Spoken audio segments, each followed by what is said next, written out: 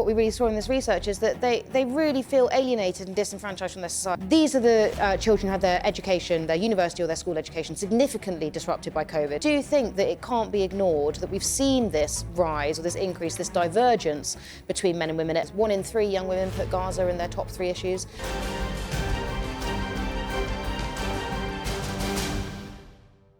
Welcome back to Harry Cole Saves the West. Don't forget to subscribe on YouTube. You won't miss a thing. Still with me is Scarlett Maguire, founder of Merlin Strategies, pollster to the stars.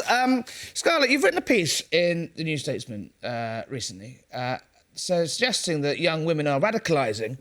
They're sad, alienated and increasingly left-wing. We know all about, boys shifting right. The girls are going the other way.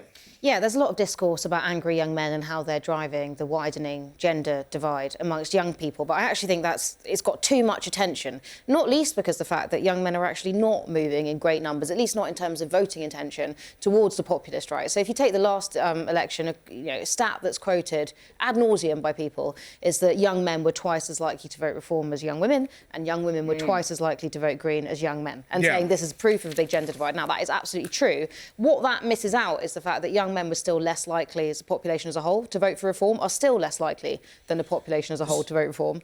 In the United States, the election of Donald Trump, a lot of that focus has been on the young men shifting to the right. Donald Trump reaching, white working class boys, essentially, younger men, in a way that haven't been approached before. We've been through that sort of argument with Brexit and things like that. You're saying that the numbers don't back that up in Britain? In Britain, not in terms of the voting intention for parties, certainly not. If you look at young men now, their current voting intention, they're just as likely to say they're going to vote for the Green Party as they are going to vote for Reform, and they're still more likely to say they'll vote for Labour.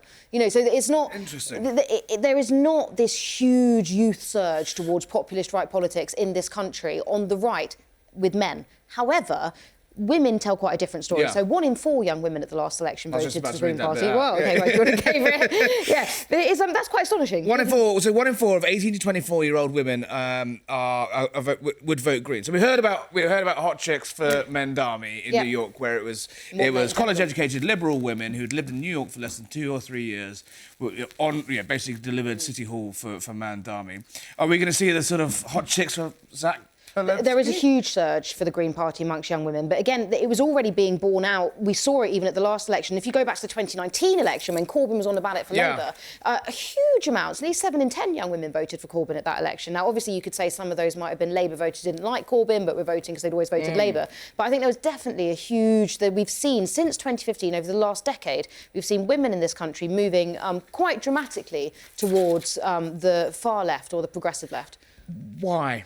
It's a great question, and I think it's sort of in a way, I couldn't grapple with this with the data that was out there. I'm actually, it's not a plug, I'm desperate for someone to commission a bit more, just to try and find out and work out what's going on. So there does seem to be a correlation, quite a dramatic correlation with higher education. So if you're university-educated young women... What you're saying is college-educated women are the problem. No, I'm not saying problem, but I'm just saying that they are more likely to. It looks like that women who are married are less likely to, so it's being driven by single, educated women. But I do think... all of these, sorry, just to interrupt, all of these metrics going up. Women and men, people are marrying later, people are having children later. More women in the last 20 years have obviously been to university and, continued in education. People are, of both sexes are working for longer before settling down.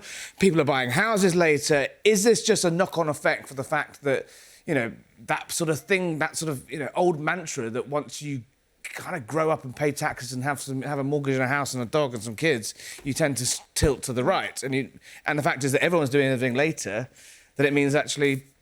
Or is there something more radical going on? No, I think that is definitely part of it, because young women and young men, but young women, what we really saw in this research is that they really feel alienated and disenfranchised from their society. They do not actually feel like they've got a stake in what's going on. And I think that's a consequence of, younger generations, and I think their needs have been looked over by, basically completely ignored by politicians for quite a long time now. And I think what we're seeing as well, if you look at the young women now, so people you're picking up in polls that are 18 to 25-year-olds now, it's loosely what we're talking about with young women. Sometimes you mean under 30s, different pollsters cut it different ways. But these are the children who had their education, their university or their school education significantly disrupted by COVID. And I think we're spending an awful lot more time online. And we're seeing that girls and boys are living very parallel lives online. And actually, girls are reporting as spending more time online than boys, and especially a lot more on places like TikTok, and they're more worried about it, and they're also more lonely. And so I do think that it can't be ignored that we've seen this rise or this increase, this divergence between men and women at a time where everyone's spending more time on their phone and is not very happy about it. And there's the difference. You say in your piece there's a difference between boys and girls, men and women, young men and women, that more women, are concerned about the situation in Gaza. More women think this country is racist. More people think that Britain has, problems with its history. Yeah. Is there any indication to why that, but beyond, do you think, TikTok and brain rot? TikTok, I think they do hold. We are seeing that their core values are much more progressive. Interestingly, they don't identify necessarily as more left-wing. They don't put a label on themselves, but we're seeing that they care about deeply progressive causes. So you're absolutely right. I mean, I was quite amazed by this. 1 in 3 young women put Gaza in their top 3 issues that they think is, most important issues facing the country. The most important issue facing this country. Yes, so above a generation things of like young women is Gaza, not the fact that they can't, afford houses or, and are being overtaxed and there's no jobs. Yeah, we do see affordability issues ranking highly as well. But yeah, Gaza appears in a way that it doesn't the same for young men. For example, what young are they men putting? are much more. Well, they're much more likely to put things like immigration higher.